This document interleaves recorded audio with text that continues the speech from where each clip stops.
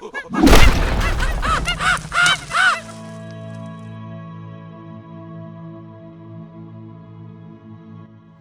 everyone, we're right at the back of the school where there are, as you can see, a lot of webs going on here and a lot of spiders in those webs, but you've probably seen this spider in lots of other places. They're really common.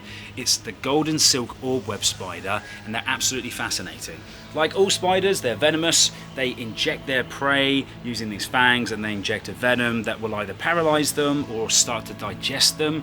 And because spiders don't have mouths, so what they do is they inject these digestive juices and then they suck up the soup that ends up inside their prey in order to get all of those nutrients. But what I think is the most fascinating thing about this particular species, the golden silk orb web spider, is its web. Now, amongst all of this chaotic looking web, there are actually 7 different types of silk. So some of them are very, very sticky and are specifically designed to try and trap the prey, so anything like a small bug, a small fly, even another small spider might fly onto or swing into this web and get stuck on it, and that's great because the spider will then come along, wrap it up in silk and save it to eat for later, or maybe if it's really hungry, eat it straight away. And a lot of these silk threads are more structural to give it some support. This right here is the most fascinating one, right down here. If you look at the edges of these webs, you can see these yellow tinged, really thick threads. Now these give it structural support. They have to carry what is quite a lot of weight across all of here and attach it to something. And you can see here that it is extremely strong, elastic, but very, very lightweight. Now, if you compare this by weight to steel, this is stronger than steel. And so there's loads of interesting scientific uses of this kind of web.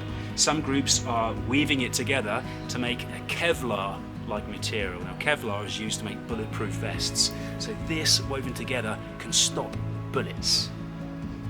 And it can do so much more. There's also uses in surgery because you can use it to guide the growth of new blood vessels and nerves after surgery.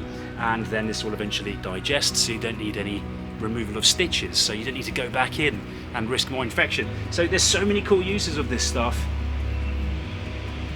Absolutely fascinating. Just look how strong it is. Now if you see one of these, give it a little test. Try not to break it because it's a lot of hard work for the spider, but just marvel at how incredibly strong this is for such a thin thread.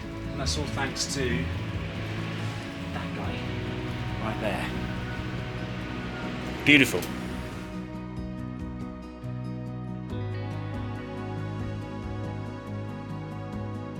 So it does have fangs, it does have venom, but don't worry, if it did bite a human, it'd be something like a wasp sting. But also, it doesn't want to actually bite you. The only way it would actually bite you is if you accidentally kind of walk into it and put your hand near it. But what it's much more likely to do is just try and run away, just get itself some space, okay? And in the meantime, these webs are actually catching a bunch of flies and mosquitoes that are actually much more likely to cause you harm and get on your nerves. So it's actually really good to have these left around at the side of the garden to keep your garden mosquito and fly free.